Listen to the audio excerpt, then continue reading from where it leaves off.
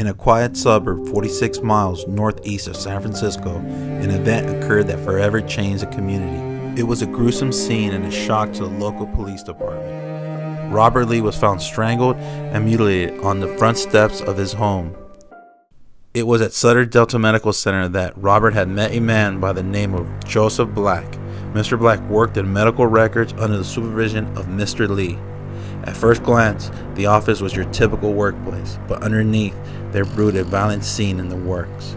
Mr. Black came forward just a day after the gruesome discovery and has since resided at San Quentin State Prison, awaiting the death penalty. So why did you do it? Why? Why would anyone resort to such extreme measures? I never intended to hurt anyone. I just felt cornered, poked, prodded like an animal. Sometimes I think animals have more rights in this country. I was constantly being harassed by a previous supervisor, and I asked to be transferred, but they didn't help me. Even then, I didn't plan on any of this. Just, it's a small town, and everywhere I turned, they were there. Then one thing led to another, and here you are trying to win an Emmy and me on death row. There were others who complained about the department, but they refused to be interviewed. So why take matters into your own hands rather than legally settling the issue? Well, every lawyer I spoke to told me that the law in California says that an employer can fire an employee for any reason other than race, sex, or creed. I didn't mean for this to happen. And I'm sure those people didn't wake up one morning and say, hey, let's all make Joe miserable. One guy did. Mr. Black did seek help. After a written complaint to management, a letter to Human Resources, and several consultations with different lawyers, his cry remained unheard. In fact, he was painted out to be mentally disturbed until he was evaluated by the workplace psychologist, who found him to be completely stable. We have a countless number of disgruntled employees coming through to be evaluated.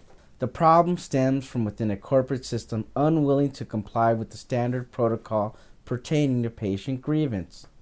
They would rather brand them as mentally unstable and be done with it than to correct the problem at hand. So the question remains, could this have been prevented? Management at Sutter Delta declined a request for an interview. Do you have any regrets? Do I have any regrets? Well, yeah, maybe I should have left town. I tried going to a therapist. I took medication. Essentially, I was trying to help the company by pointing out bad management and crappy employees. But no, they get rid of me. No, I don't regret it. I don't regret any of it. Just tired of seeing one thing and being told another. I'm just tired of it.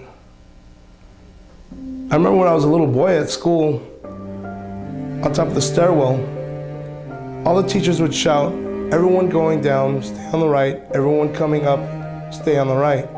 That way no one would get trampled, But it seems nowadays, everyone's just stepping on each other, and there's no one there, there's no teachers to tell them otherwise.